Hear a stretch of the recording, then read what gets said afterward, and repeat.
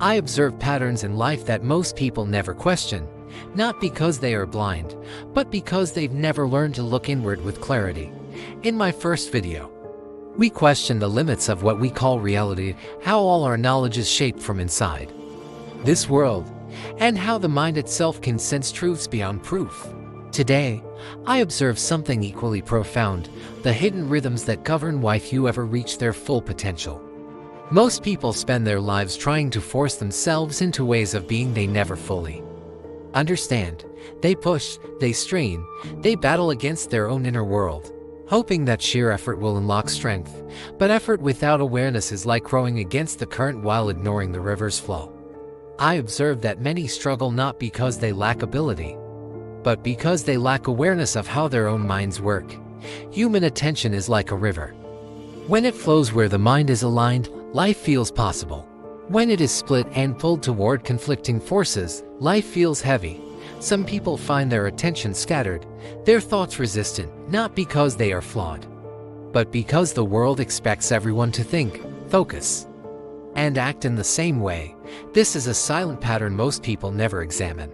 Across different cultures, the way we are conditioned to value comfort, discipline, distraction, and conformity shapes the way our minds organize themselves. In many places, especially where survival demands are high, social structures are rigid, and resources are limited, the internal mind begins to adapt to external pressures rather than its own nature. This creates a pattern where attention becomes focused on survival, habit, routine, and reaction, and not on intentional self-understanding. As a result, many talented, intuitive, and creative minds spend enormous effort trying to force themselves into patterns that are unnatural for them. They wrestle with their own cognition instead of learning its language. This is not about labeling anyone or reducing human experience to a category. It is about observing how the mind's relationship with itself can become its own barrier. People who feel restless, distracted, or out of sync with conventional expectations are not fundamentally broken. They are unconscious of the unique way their mind processes the world, and that lack of awareness becomes an invisible chain. To reach potential, one must first recognize the laws that govern the inner world. Just as we once learned physical laws by observing nature, the seasons, gravity, cause and effect, so too must we observe the mind with honesty. How does it focus?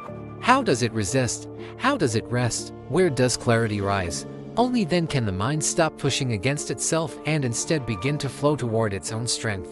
In our first exploration, we asked, can we trust what we know? Is all truth shaped from inside the system? Now, we ask another question. Does the mind know itself? Or has it been trained to ignore itself?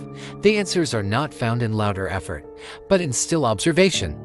From deeper inquiry of what some spiritual traditions call conviction rather than belief, we learn that understanding arises not from forcing the mind, but from recognizing the laws that govern it. There is a universal law at work in every life, not random, not arbitrary, but patterned in a harmony many overlook. When we align with that harmony, the mind ceases to be an obstacle and becomes the instrument of ascendancy.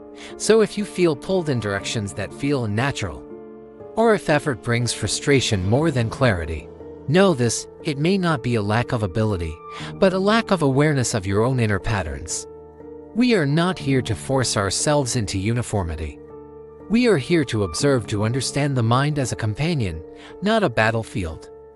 If the first video raised questions about reality, this one invites you to question your relationship with your own mind. Subscribe and follow, not for easy answers, but for deeper observation, because true potential begins when awareness meets intention.